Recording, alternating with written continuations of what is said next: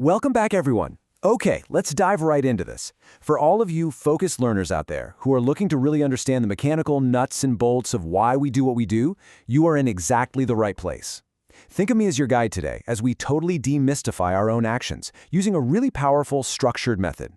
Today's explainer is all about looking at something called chain analysis, along with its companion, the missing links analysis. If you've ever felt like your reactions just happen out of nowhere, well, this structured approach is going to completely change how you view your own mind. So why do we sometimes react in ways we later completely regret? It's so relatable, isn't it? Maybe you yelled at a coworker, completely shut down during an argument, or procrastinated on a big project until it caused a massive, full-blown panic. Usually, our very first instinct is to feel ashamed, or to heavily judge ourselves. But here is absolutely the most important thing I want you to take away from this explainer today. An emotional outburst or a problematic behavior is not a character flaw. Not at all. It's actually a mechanical sequence of events. And just like any mechanical sequence, if we can map it out, we can fix it. Section 1. Grounding before we begin. Now, before we start analyzing those difficult moments, we really need a calm baseline. Doing a chain analysis requires us to look at some potentially uncomfortable feelings and actions. And if we try to do that while we're already highly anxious, we're not going to get very far. So I want to guide you through a quick sensory exercise straight from the observing handouts we're studying, just to get us ready.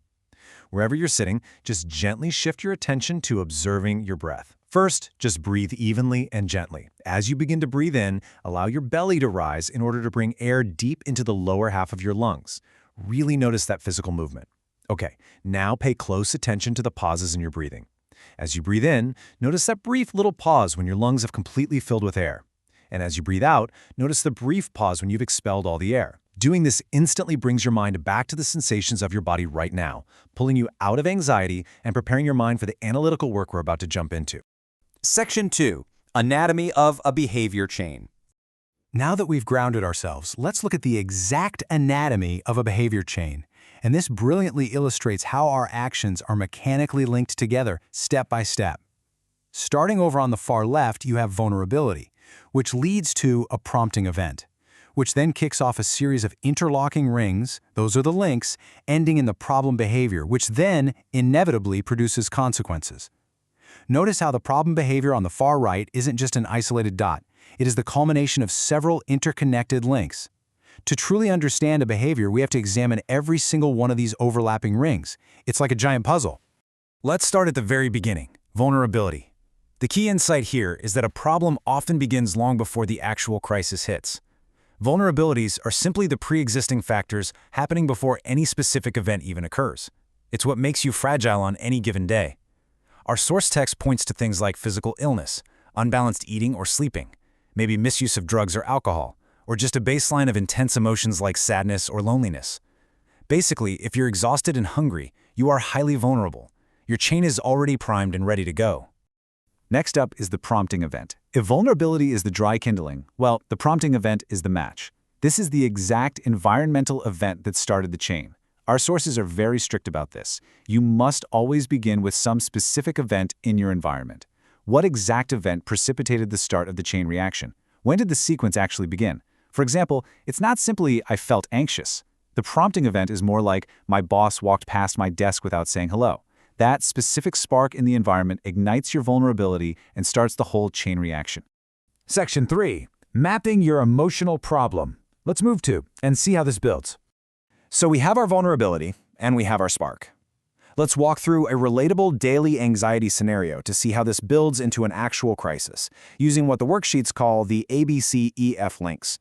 These stand for actions, body sensations, cognitions, which is really just a fancy word for thoughts, events, and feelings.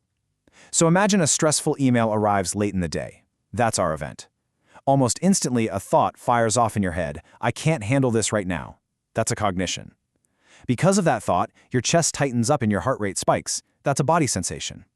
Overwhelmed by this internal physical state, you turn and snap at your partner who just innocently asked what's for dinner. That's the action, the problem behavior. When we write it out like a script for a play in excruciating detail, we clearly see that snapping at a loved one wasn't random at all. It was the predictable result of a very specific cascade of tiny, connected links. Section 4. Solving for missing links. Once you map out a chain like that, you might realize exactly where you should have used a coping skill instead of engaging in the problem behavior. So, what happens when you know what you should have done but just didn't? This brings us to our missing links. The worksheet asks an incredibly direct but deeply empathetic question. Did the thought of doing the effective behavior ever enter your mind? I absolutely love this question. Because often we beat ourselves up for not using a coping skill. But if we're really honest, in the heat of the moment, the thought to use the skill literally never even crossed our minds. Identifying this cognitive gap completely removes the feeling of being flawed or bad. If the thought never entered your mind, well, that's just a missing link. We simply need to figure out how to get the thought into your mind next time. Now, what if the thought did enter your mind, but you still didn't do it? The next question on the analysis is, what got in the way of doing what was needed right away? The source text gives us a great list of totally normal human obstacles here. Maybe you put it off and continue to procrastinate. Maybe you just weren't in the mood. Or maybe you felt willfully stubborn. Come on, we've all had those moments of, I don't want to cope, I want to be mad. We need to completely destigmatize these failures. Procrastinating isn't some huge moral failure. It's just an obstacle. It's a missing link that we can easily problem solve. Section 5. Building a better routine. And this brings us to the most empowering part of this whole process. Once we know our vulnerabilities, what our prompting events are, and what links are missing, we can actually engineer our environment to help us succeed. If the thought of a coping skill never enters your mind, use technology to literally interrupt your anxiety. Put reminders on your calendar or set actual alarms on your phone to go off.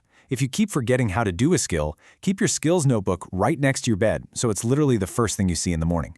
If you're just not in the mood, try using the practice opposite action technique. And if you're stuck procrastinating, the text highly suggests setting a concrete reward for doing the expected behavior. You are essentially setting up these little tripwires of positive reinforcement all throughout your daily routine to catch yourself before you fall down the chain. Section 6. Repair with self-compassion. As we come to the end of our analysis process, we have to talk about the aftermath. Because when we do things we regret, consequences follow. Dealing with those consequences is called repair. But it is absolutely crucial that we approach this final step with immense self-compassion. Doing this behavior work is hard, and setbacks are 100% inevitable. So the crucial point is captured beautifully in this instruction from the text. Repair failure by succeeding, not by berating yourself. Let me read that again because it's just so important. Repair failure by succeeding, not by berating yourself. The text gives a fantastic, super practical example here. If you break a window, you don't bring the window flowers to repair it, right? You fix the window. If you betray a trust, you repair it by being very trustworthy for a long time, not by trying to fix it with endless apologies and self-flagellation. Analyze the actual harm you caused others or yourself and specifically correct that damage.